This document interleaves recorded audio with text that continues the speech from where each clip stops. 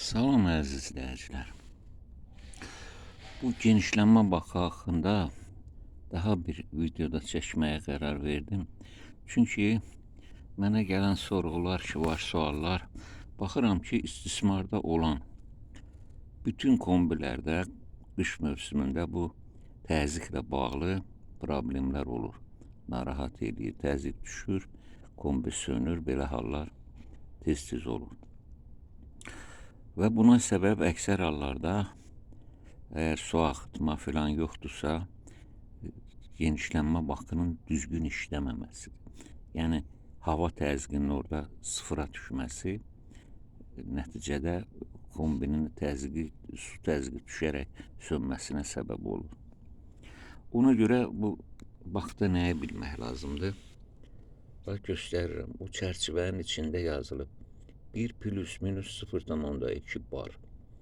Bu daimi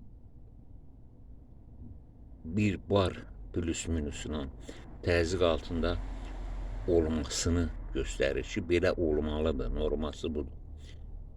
Bu təzyiq altında olmalıdır. Və bu biri tərəfdə başqa bir şey də var. Maksimum təzyiq 3 bar, 3,0 bar görürsünüz. Bir də var ki, test təzyiqi.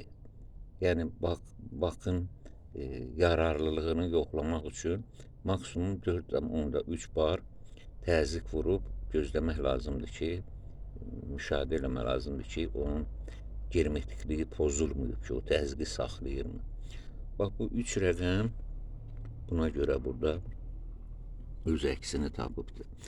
Ona görə mövsümün əvvəlində çağırırsınız ustanı, gəlir texniki baxış keçirir də, müəyyən çatışmamazlıqlar olur, aradan qaldırır, bacanı təmizləyir.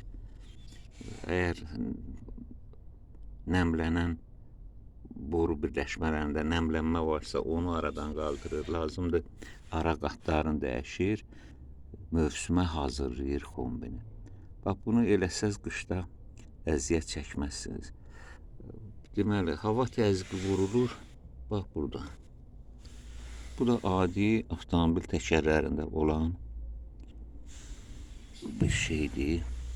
Biz ona pufka deyirik. Uşaq vaxtdan elə öyrənmişəm, buna pufka demişik. Bilmirəm, ədəbi dilimizdə necə adlanır o. Nasosla, adi nasosla hava vurulur, lazım olan təzyiqə çatdırılır. Sağ olun, sağlıqla qalın.